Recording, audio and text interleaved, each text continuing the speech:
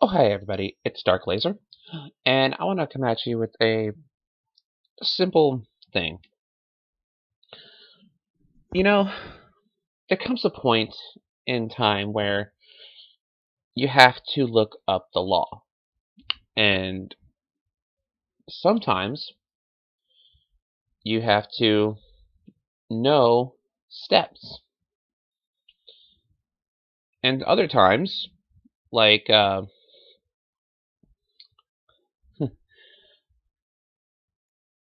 when somebody's life is in danger, you have the full authority to help them. You have full rights to help somebody.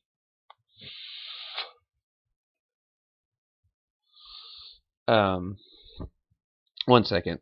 Uh, I gotta look this up. I just woke up a little bit ago, so sorry about that.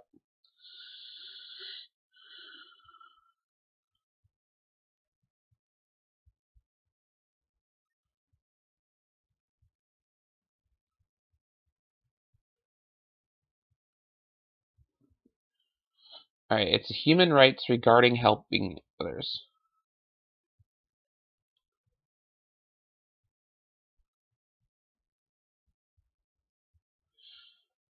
Um, Basic human rights, blah blah blah. It's not what I'm looking for. Human Rights United Nations. These are the United Nations 30 basic human rights. Let me see real quick. Civil and political rights. Human Rights Council. Blah, no. Human rights requiring aging, atomic energy, climate change, declaration, decolonization, gender equality, health, youth.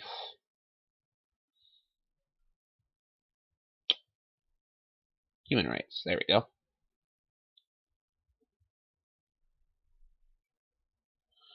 Alright, I think it's like Article 17, I believe, to help help others.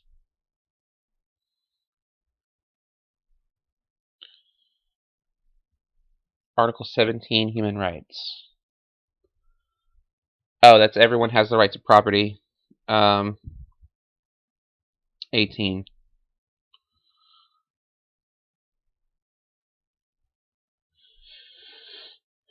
That's everyone has the right to freedom of thought, conscience, and religion. Okay, that right there. Everyone has the right to freedom of thought, conscience, and religion. I'm not going into the religion thing, but Article 18 of the Human Rights states everyone has the right to freedom of thought and conscience. That right there is what I want to point out. When somebody's life is in danger, the the freedom of thought is, oh, I feel like I should help them. And calling the police on something, like let's say for God forbid, I'm not religious, but God forbid, for those of you who are, if something happened to you, like let's say somebody mugs you on the street, and this is generalization, by the way. It's not towards anybody in specifics here. And somebody was mugging you on the street, right? You're in immediate danger right there. Like they don't have, you don't know if they have a gun or a knife to pull on you later. They're just mugging you. They're just beating the shit out of you. And somebody walks by. La la la la la. You are walking by, and you see that happening. You can either A, choose to intervene, or B, choose to ignore it. Most people, most decent people, would try to intervene there. They see that as helping them. You don't need the mugged person's permission to help them. You do not need that. It is not required to have the permission of the victim, to help them, whether it's in the good faith to help them, whether not. Now, it didn't even have to be about the person. It could have been about somebody's life. Like they could want an investigation happening on a person they feel is endangering others. It could be about that. It could it just that person who happened to had been in danger before just happened to be the catalyst for someone to want to help, like calling CPS on the family, or calling, stuff like that. All these things happen because someone had came out and said all this stuff actually did happen, and that worries some people. And there are some people in the world. I'm reminded of a quote from Boondock Saints, and it's one of my favorite quotes of all time. There is another kind of evil, an evil that we must fear most, and that is the indifference of good men. That quote is basically saying, if you see someone in danger and you know that they're in danger, don't ignore the problem. Call police, intervene yourself, stop the problem before it escalates and gets worse. That saying is one of the things that I enjoyed. It was actually really beneficial.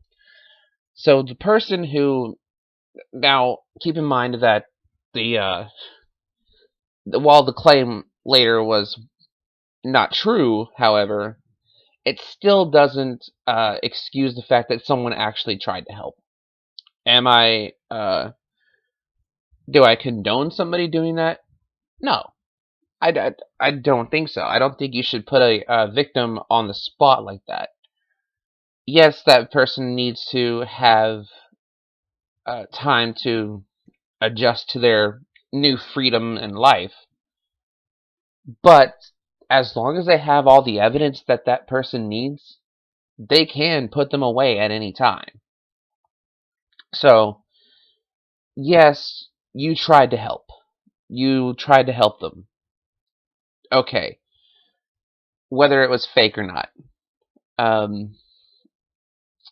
You tried. I mean, I guess you really didn't try, so that's disingenuous at the same time, and intellectually dishonest to everyone who was actually involved, or to all the people who are actually involved in this on Twitter. Twitter's a crazy place sometimes. Sometimes you got good people, sometimes you got crazy people. Wow. And man, sometimes it's just crazy. Onision is doing some crazy shit like Onision Encore stuff. Onision, what the fuck? Anyway, anywho, just a reminder. If someone is in trouble, or if someone you have perceived to be in trouble, you have the right to alert authorities.